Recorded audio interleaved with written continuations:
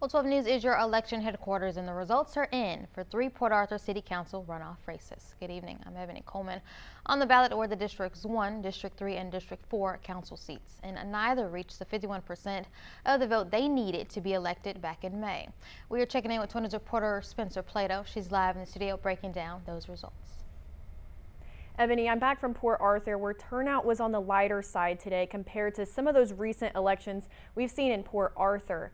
But for the voters that came out to vote for the 3 council races, those results are in.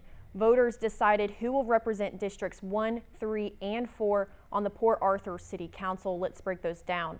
In District 1, incumbent Willie Bay Lewis has been ousted by Taylor Getwood. Getwood, who led the May election, won 58% of the vote in the runoff, while Lewis received 42%. Getwood says he wants to focus on opportunities that benefit both the city and its residents.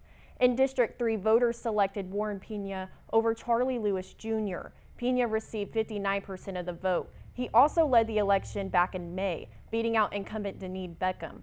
Pena has said he wants to bring a business perspective to the council and focus on city spending.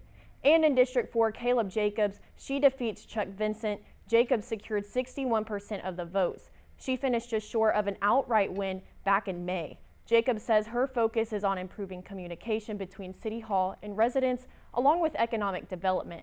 And while I was at the library this afternoon, I saw dozens of people go in to vote, many of them trickling in the last 30 minutes before polls closed.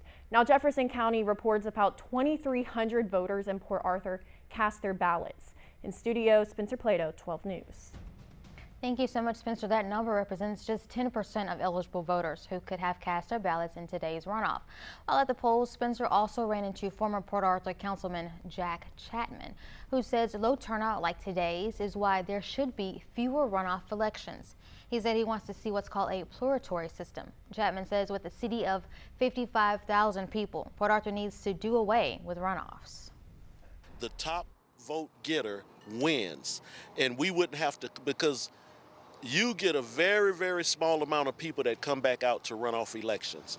Port Arthur specifically right now, we have voter fatigue because we had the actual election, we had a runoff for the precinct 2, some of the JP positions, then we have this runoff. And you're not going to get a lot of people that's going to come out 3 times. Chapman says runoff elections can cost between $20,000 and $30,000 and argues that the city could benefit from eliminating the extra election cycle. He says generally those who lead in the primary election often win in the runoffs, like we saw today in Port Arthur.